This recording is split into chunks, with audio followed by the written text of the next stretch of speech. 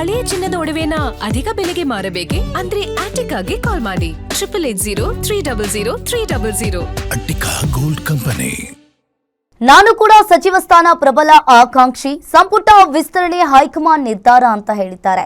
ಇನ್ನು ಸಂಪುಟ ವಿಸ್ತರಣೆ ಹೈಕಮಾಂಡ್ ನಿರ್ಧಾರ ಪಕ್ಷ ತೆಗೆದುಕೊಳ್ಳುವ ತೀರ್ಮಾನಕ್ಕೆ ನಾನು ಬದ್ಧನಾಗಿರ್ತೀನಿ.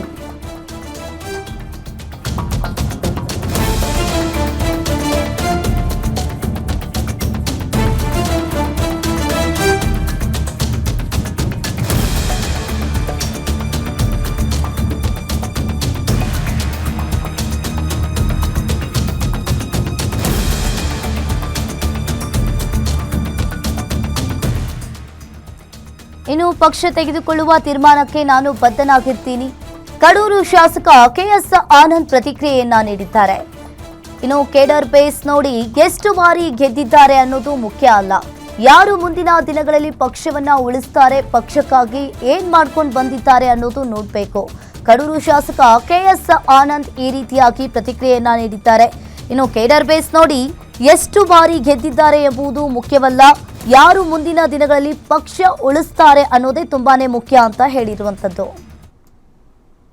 ಸಂಪುಟ ವಿಸ್ತರಣೆ ಹೈಕಮಾಂಡ್ ತಗೊಳ್ತಕ್ಕಂಥ ಒಂದು ನಿರ್ಧಾರ ನಾವು ಕಾಂಗ್ರೆಸ್ ಪಕ್ಷಕ್ಕೆ ಅಥವಾ ಹೈಕಮಾಂಡ್ಗೆ ಒತ್ತಾಯ ಮಾಡ್ತಕ್ಕಂಥದ್ದು ಏನಂದ್ರೆ ಕೇಡರ್ ಬೇಸ್ನ ನೋಡಿ ಪಕ್ಷದಲ್ಲಿ ಎಷ್ಟು ಬಾರಿ ಗೆದ್ರು ಅಥವಾ ಗೆದ್ದಂತ ಸಂದರ್ಭದಲ್ಲಿ ಯಾವ ಪಕ್ಷದಿಂದ ಗೆದ್ದು ಬಂದಿದ್ರು ಅದು ಮುಖ್ಯ ಆಗಲ್ಲ, ಯಾರ ಮುಂದಿನ ದಿನಗಳಲ್ಲಿ ಪಕ್ಷವನ್ನ ಉಳಿಸ್ತಾರೆ ಅಥವಾ ಇಂದಿನಿಂದನೂ ಕೂಡ ಪಕ್ಷಕ್ಕೆ ಏನ್ ಕೆಲಸ ಮಾಡ್ಕೊಂಡು ಬಂದಿರೋ ಅದನ್ನ ಮುಖ್ಯ ಮಾನದಂಡವಾಗಿ ಪರಿಗಣಿಸಿ ಅಂತ ಹೇಳಿ ನಾನು ಕೂಡ ಒಬ್ಬ ಆಕಾಂಕ್ಷಿ, ಆದ್ರೆ ಪಕ್ಷ ತಗೊಳ್ತಕ್ಕಂಥ ತೀರ್ಮಾನಕ್ಕೆ ನಾವೆಲ್ಲ ಬದ್ಧವಾಗಿರ್ತೀವಿ.